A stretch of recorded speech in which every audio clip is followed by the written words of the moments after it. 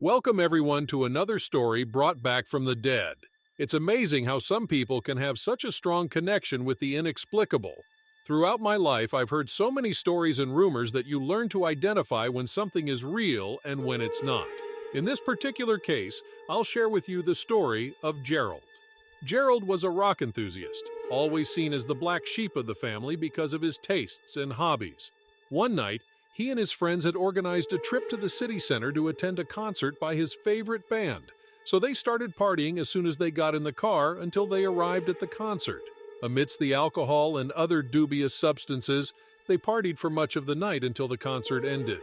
Upon leaving the establishment, everyone went on alert mode. They were in a dangerous suburb. It was 3 a.m., it had just started raining heavily, and they had spent all their money, so they didn't even have enough to cover the travel expenses back.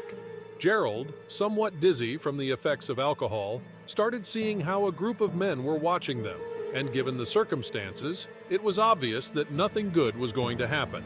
Quickly, Gerald's group dispersed and he ended up under a bridge, sheltering from the rain. However, the group of men started approaching him, saying intimidating things so that Gerald wouldn't leave. Gerald tried to talk to them in a casual and secure way, but those men just wanted to rob him of what little he had. Gerald turned back towards the venue when a man around 2 meters tall, with a leather jacket and blonde hair, approached him directly and greeted him. Absolutely everyone was perplexed to see that the man wasn't wet from the rain. He was completely dry. That man started talking to Gerald as if he had known him all his life. He told him not to worry, that a friend would soon come to pick him up on a bus, and please take care of Patrick, who was asleep due to too much alcohol. Gerald just nodded his head and didn't understand what was happening. That person was intimidating to the point that the other men left immediately. Gerald remembers that strange person motionless looking towards the road. No more than 5 minutes passed when a bus stopped right at the bridge. Gerald couldn't believe it. It was an old friend who happened to be working that night. So the man said goodbye and left in the rain. What fascinated me about this story is that when Gerald arrived at his doorstep, his sister was waiting for him and asked about Patrick's condition. Surprised by this question, Gerald asked her how she knew he was drunk.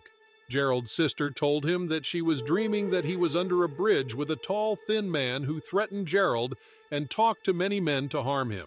His sister intervened in the dream and began arguing with that man, who distorted as he approached. This man had red eyes and long fangs like animal teeth, and his nails were as rotten and old as those of a corpse. The man mocked her until, in the dream, a tall man with a strong build, a leather jacket and blonde hair approached her and told her not to worry. The other man, increasingly furious, began shouting at her to stop interfering, that it wasn't her problem, to which the other man pointed at him and said forcefully, "Go away."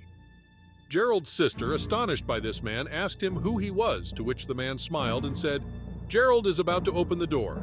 She woke up, ran out, and there was Gerald. After hearing this story, I spoke to them separately, and their descriptions of that man were identical. Sometimes we live so immersed in monotony that we don't see everything that's going on around us. If you like this new story, share it, and remember that everything in life begins like a tale.